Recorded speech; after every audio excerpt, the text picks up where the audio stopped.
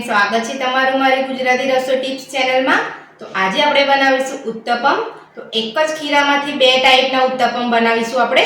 તો ચલો આપણે શરૂ કરીએ। આપણે અહીંયા કપના માપે 1 કપ સોજી લીધો છે, બીજો આપણે અડધો કપ લઈશું, એટલે આપણે 1.5 કપ સોજી લઈશું। અહીંયા મેં 1 વાટકી મોરું દહીં લીધું છે, એ માપે આપણે અહીંયા 1 કપ પાણી લઈશું। હવે આપણે બધું મિક્સ કરી લઈશું। હવે આપણે બીજું થોડું પાણી ઉમેરીશું। દહીં અને સોજીને બરાબર મિક્સ કરી લેવાનું છે આપણે। તો તમે જોઈ શકો છો દહીં અને સોજી અને પાણી ત્રણે વસ્તુ બધું મિક્સ થઈ ગયું છે। હવે આપણે એને 15 થી 20 મિનિટ માટે રેસ્ટ આપી દઈશું। આપણે એને ઢાંકી દઈશું। હવે આપણે ખીરું જોઈ લઈશું।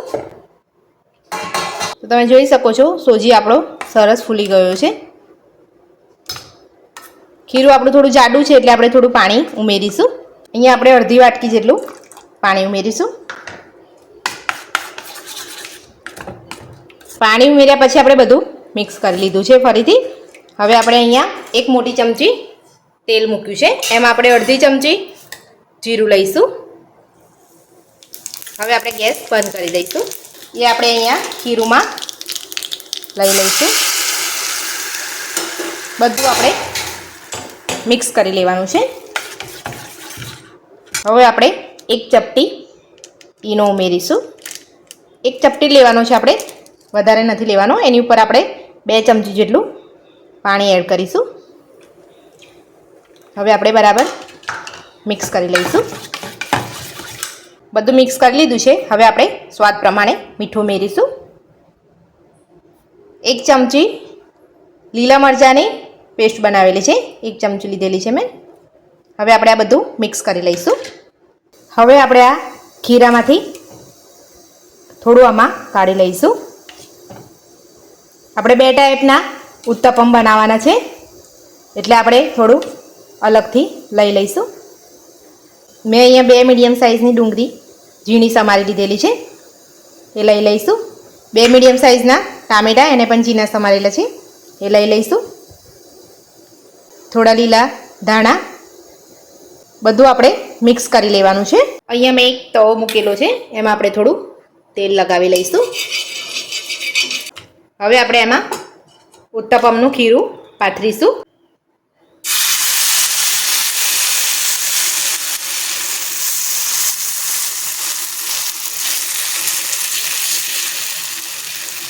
હવે આપણે થોડું તેલ લગાવી લઈશું, એને આપણે થવા દઈશું। બધો જ આવો કલર થઈ જાય ત્યારે આપણે પલટાવીશું। તો તમે જોઈ શકો છો ઉપરથી આપણો કલર બદલાઈ ગયો છે। હવે આપણે પલટાવી લઈશું। હવે આપણે પલટાવી લઈશું। તો તમે જોઈ શકો છો તો આપણો ઉત્તપમ બનીને તૈયાર થઈ ગયો છે। હવે આપણે એક ડીશમાં લઈ લઈશું। હવે હું તમને બીજી રીતે ઉત્તપમ એક બતાવી દઉં। આવી જ રીતે આપણે બધા ઉત્તપમ બનાવી લઈશું। તો સૌથી પહેલાં આપણે અહીંયા તેલ લગાવી લઈશું।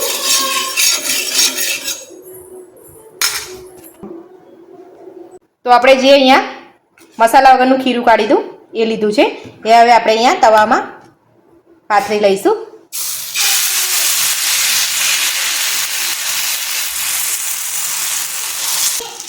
અહીંયા મેં શિમલા મરચાં, ટામેટાં અને ડુંગળીને આવી રીતે લાંબી સાઈઝમાં કટ કરી લીધા હતા, એ આપણે મિક્સ કરી લઈશું। એને આપણે આની ઉપર લગાવી દઈશું।